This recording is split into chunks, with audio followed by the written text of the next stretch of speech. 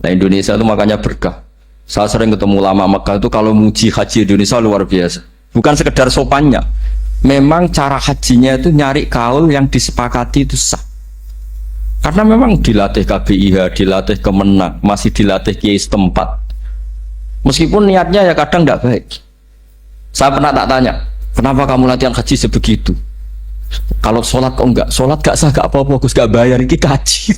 Oh, ternyata dia itu sholat bedino atau kursus bekulon. Bareng apa kaji oleh takok terang, tak takok. Mau sholat kira tahu takok, nak kaji kok takok. Nak sholat rasa gak iman, Gus gak bayar, ini haji. Wah, sebenarnya kayak kurang ajar kata saya. Jadi ternyata sekarang terkuak. Kenapa orang-orang awam tuh kalau kaji kok semangat belajar? Semangatnya sama dengan sholat apa di bawah haji jauh sholat itu? Berpuluh-puluh tahun sholat itu dengan gaya yang nggak ada perkembangan. Tapi haji pisan langsung keren. Ternyata karena bayar ya. Apa perlu ditiru? Sholat harus bayar supaya ini supaya. Ya itu alasannya itu. Haji rasa berat Gus, bayar Gus. Nak sholat rasa bayar wae maksudnya. Padahal kalau kita ngikuti as-sholat imaduddin, sholat dengan haji itu afdal mana?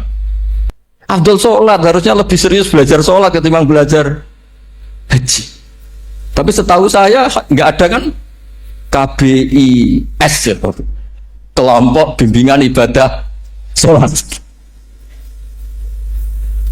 Jadi ini kritikan saya, semoga didengar ya, cobalah. Padahal riyen Raden Asnawi dikarangi pesolatan supaya orang tuh sholatnya benar ya, sholatnya benar. Ya jadi kaji fikih seperti ini setidaknya Anda menjadi tidak mudah mengadili orang lain. Bahwa sholat itu yang takbir tok yang wajib. Misalnya baca ya Fatihah tok, sehingga kalau ada imam lupa baca surat ya gak apa-apa, memang dari tidak wajib. Jadi pemilahan wajib dan tidak ini penting supaya tidak menghakimi pada yang lain. Jangan sampai perilaku kesolehan itu menjadi bentuk yang mengadili, nggak boleh. Itu Pak Kapolres, kalau di ilmu fikih itu ada ulama penjaga ilmu itu ekstrim-ekstrim. Dulu ada sahabatnya Nabi namanya Jabir bin Abdullah, ini ada di kitab Bukhari, di kitab sholat. Ya maksudnya al ilmu tentang sholat. Itu semua yang di masjid itu sudah pakai jubah, pakai gamis. Kalau orang Indonesia mungkin ya pakai hem, pakai baju batik, pakai. Itu dia datang malah gamisnya dicopot, gamisnya dicopot, imamannya dicopot, terus tinggal pakai satu sarung, terus dicancang di sini akidan bena torofaihi ala atik, begini kayak cerita-cerita di perang pahlawan itu. Hanya dengan pakai sarung satu dikalungkan. Terus ada orang-orang tabiin bilang gini, unzuru ila ashabi Rasulillah, ini sahabatnya Nabi kok sholat dengan cara seperti itu, nggak islami banget, nggak keren banget lah. Terus kata Jabir bin Abdullah, saya sengaja melakukan ini supaya kamu tahu bahwa batas aurat yang dimaksud Nabi seperti ini. Shalla Rasulullah sallallahu alaihi wasallam fi izarin wahid akidan baina tarafaihi ala atiki. Saya pernah melihat Nabi sholat seperti saya ini. Tapi barokahnya itu akhirnya diketahui kalau batas auratul rajul hanya mabena surah war rukbah. Andai kan tidak ada perilaku Jabir seperti ini, orang akan ngira bahwa syaratnya sholat itu harus pakai jubah, syaratnya sholat harus pakai hem. Akhirnya orang-orang yang kebetulan tidak pakai jubah, tidak pakai hem bingung. Misalnya dia katoan seperapat, pakai kaos, neng tengah hutan, rasa sholat, ngaku ranggo jubah, ribet kan? Artinya apa? Ilmu ini harus dijaga konstitusinya, barokahnya perilaku Jabir ini, orang tahu batas aurat. Jadi yang lainnya itu mukamilah atau kesunatan. Nabi juga seperti itu. Semua sahabat itu tawaf itu musyatan, berjalan. Tapi Nabi sebagai tokoh dan pas itu sehat. Saya ulang lagi, pas itu sehat. Ini hampir semua ulama bilang pas itu Nabi sehat. Nabi malah naik unta. Itu kata Imam Nawawi dalam kitab Masbu', Nabi naik unta itu lebih afdol ketimbang yang jalan. Padahal trennya ibadah kan al-ajil biqadrit tak. Karena apa kata Imam Nawawi? Itu menjadi konstitusi ilmu bahwa syarat sahnya tawaf tidak harus jalan. Andai kan Nabi saat itu kok ikut jalan, maka dikira di antara syarat sahnya tawaf harus jalan. Maka kita kebingungan ketika pakai kursi roda karena tidak punya rujukan hukum.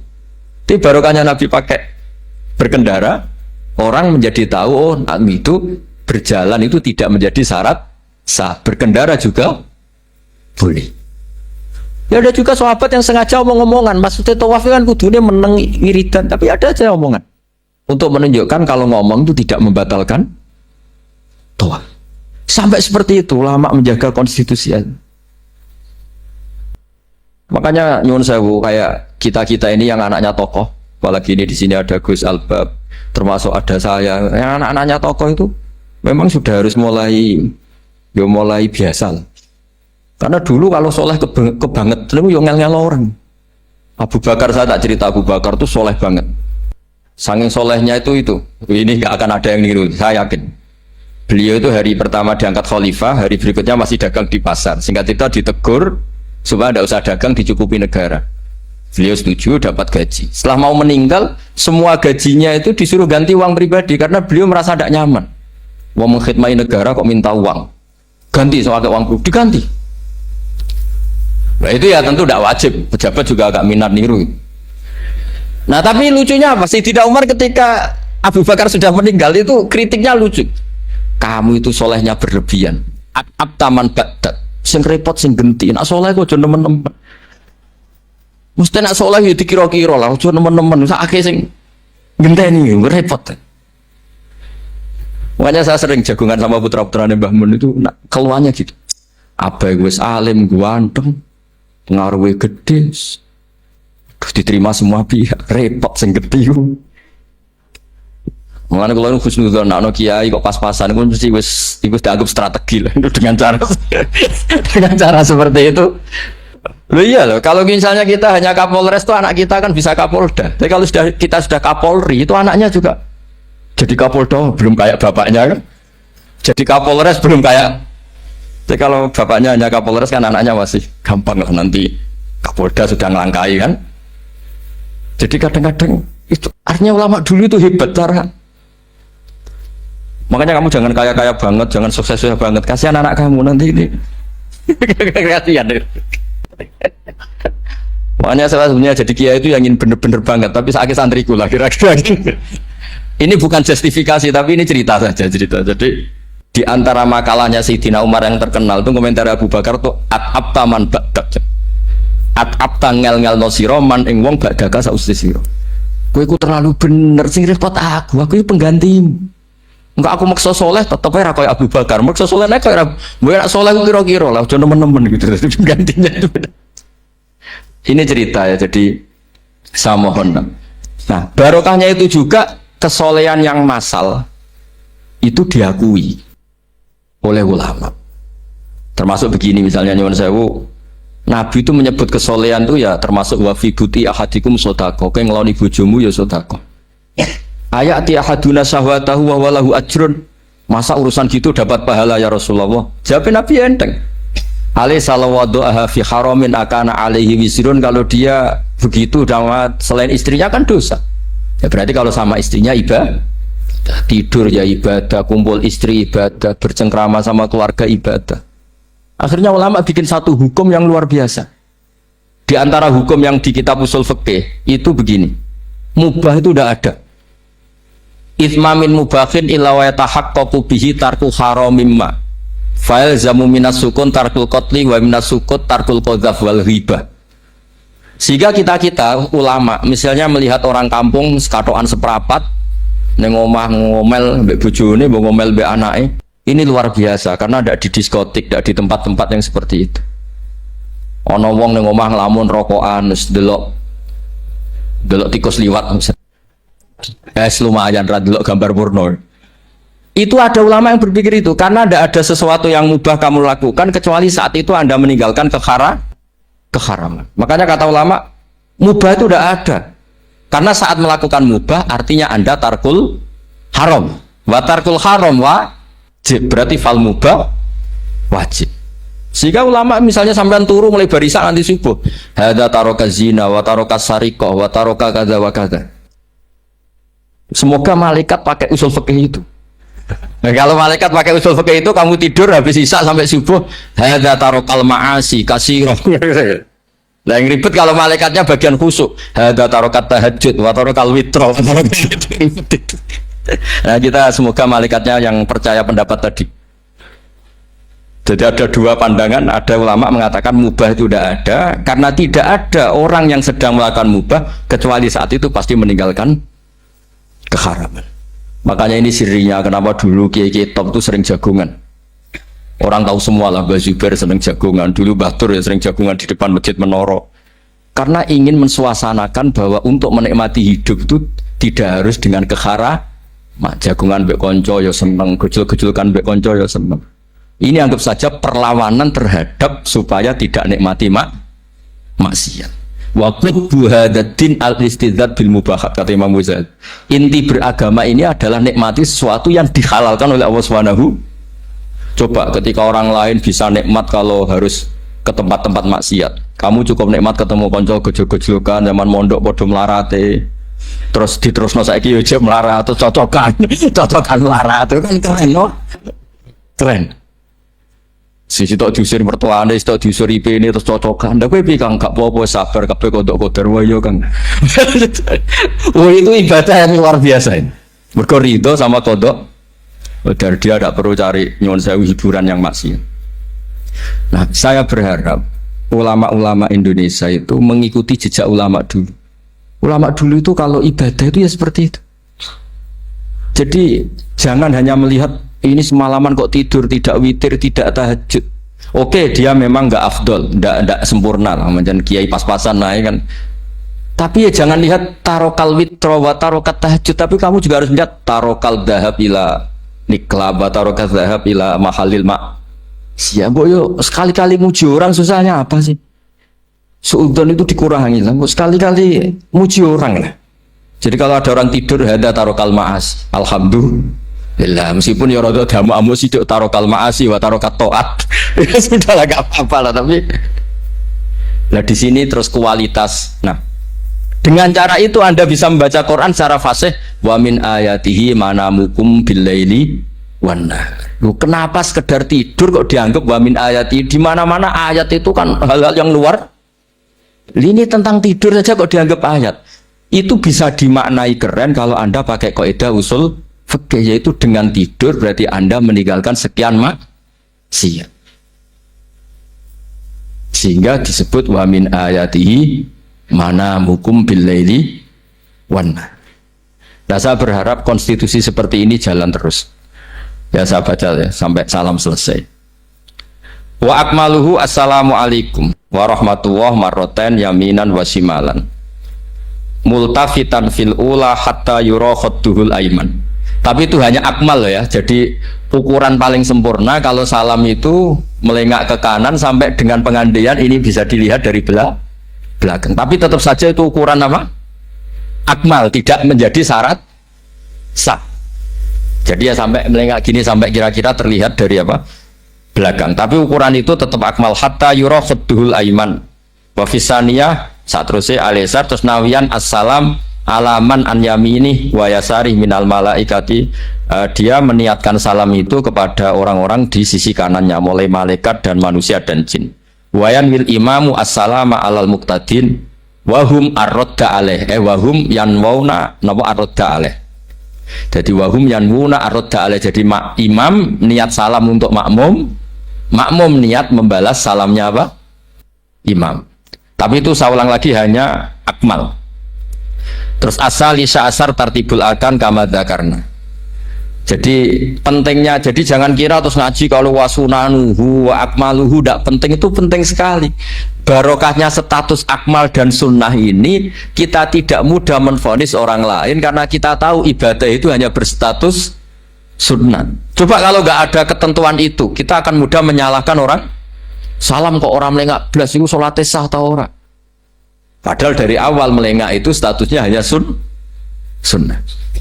Kemudian untuk penutup supaya ini clear ya, saya pernah baca di Syarah Bukhari yaitu Fathul Bari. Nabi itu kalau setelah salam itu mobilan biwajihi alal hadirin. Jadi Nabi langsung menghadap ke timur, andekan Indonesia menghadap langsung ke timur. Tapi uniknya para syurahul Bukhari itu menganggap itu tidak satu sunnah yang tidak jadi satu sunnah yang permanen. Tapi kata para syurahul hadis, siapapun boleh melakukan gerakan yang bisa memaklumatkan kalau sholat itu selesai.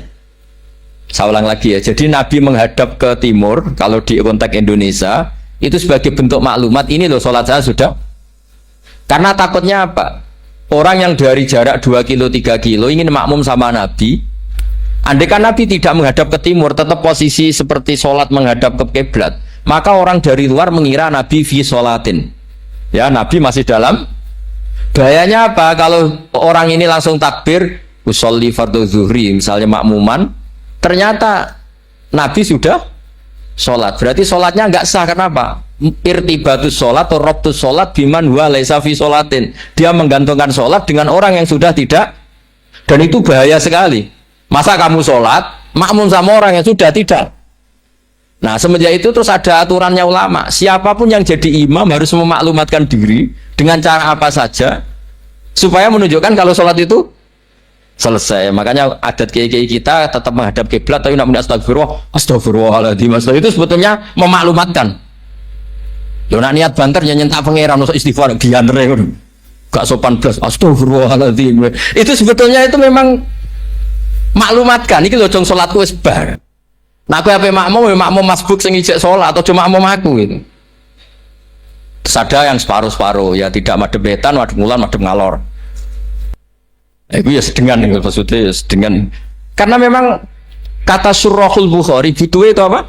Imam punya gerakan yang menunjukkan kalau sholatnya itu selesai supaya nggak dikira fi sholatin kemudian ada yang ya clear ini ya. Jadi tidak perlu diperdebatkan kenapa sih ada yang menghadap timur, ada yang menghadap ke utara, ada yang tetap menghadap ke kiblat. Itu nggak perlu diperdebatkan, itu semuanya ada ilmunya, yaitu filosofinya apa?